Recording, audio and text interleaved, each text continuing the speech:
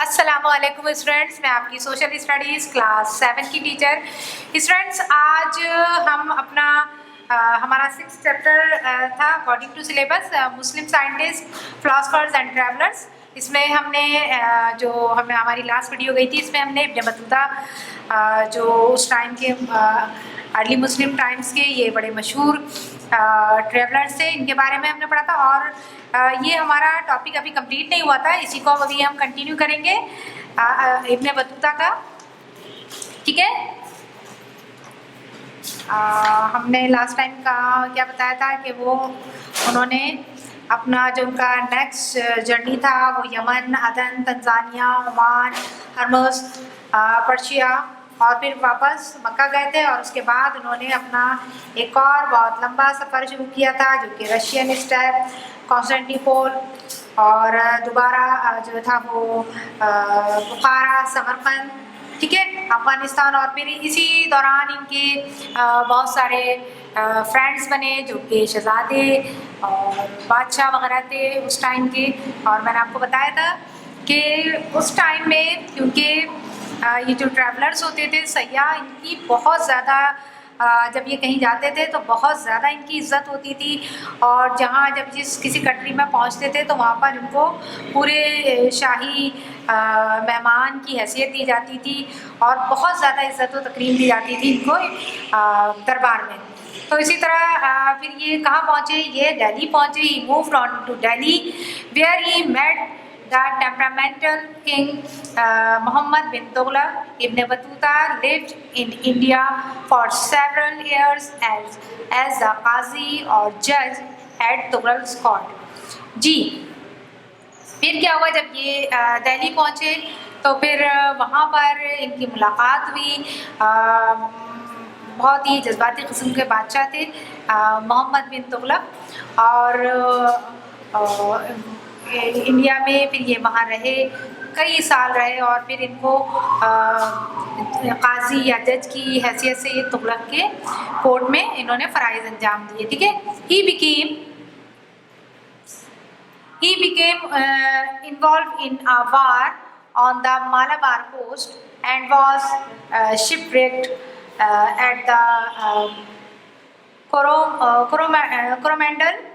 But he sailed on to Maldives and then to Bengal, Assam, Samarta and China, Beijing, returning via Samarta, Baghdad, Syria and Egypt. He made a final pilgrimage to Mecca and then returned to Morocco.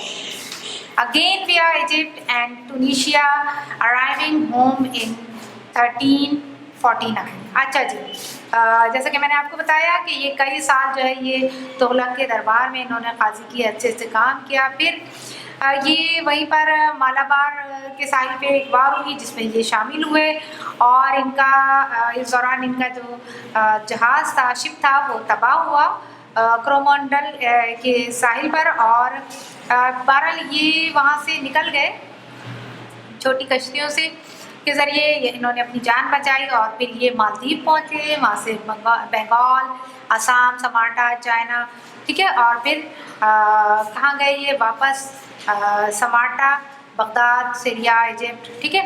और फिर इन्होंने अपना आखिरी हज अदा किया, ठीक है, मक्का में। और फिर वापस ये कहाँ चले गए, मोरक्को, ठीक है। अगेन विया Egypt and Tunisia, arriving home. और फिर ये दोबारा मिस्र गए, टूनिशिया गए और फिर अपने घर यानी अपने वतन पहुँचे 1349 में। But soon he was on his travel once more across the straits to Granada, the last Muslim kingdom in Spain. फिर क्या हुआ, लेकिन वही बात मैंने आपको बताई थी कि ये जो ट्रैवलर्स होते हैं ये बड़े बेचैन होते हैं।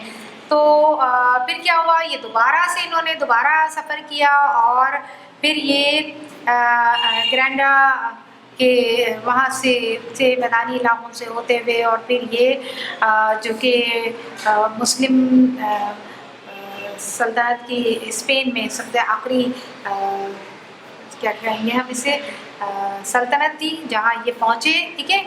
और फिर दो he finally wanted to settle the sultan of Morocco ordered him to go to the Muslim state of Mali in West Africa, crossing the terrible Sahara Desert. अच्छा, अब ये चाहते थे, सारे ज़ईफ़ हो गए होंगे, इतनी इन्होंने अपनी पूरी उम्र ही ट्रैवलिंग में गुजार दी, तो ये चाहते थे ये एक जगह सेटल हो जाए। लेकिन फिर क्या हुआ, जो सुल्तान थे मोरक्को के, उन्होंने इनको हुक्म दिया कि वो मुस्लिम स्टेट माली के जो है वो वेस्ट अफ्रीका में वो वहाँ जाएं और वहाँ का सफ़र करें, ठीक है। और ये फिर इन्होंने अपना सफ़र शुरू किया। सहारा डेजर्ट जो कि बड़ा ही खौफनाक किस्म का बहुत बड़ा डेजर्ट है, इसका सफ़र उसको क्रॉस किया इन्होंने। Here he stayed for 2 years before reaching Morocco again in 1352 and then vanished from history until his death. फिर क्या हुआ, ये दोबारा यहाँ पर ये 2 साल ठहरे और फिर दोबारा ये कहाँ पहुँचे, मोरक्को गए 1359 में, और फिर उसके बाद ये हिस्ट्री से गायब हो गए, ठीक है। कब तक, अपनी डेथ तक फिर ये हिस्ट्री से गायब है।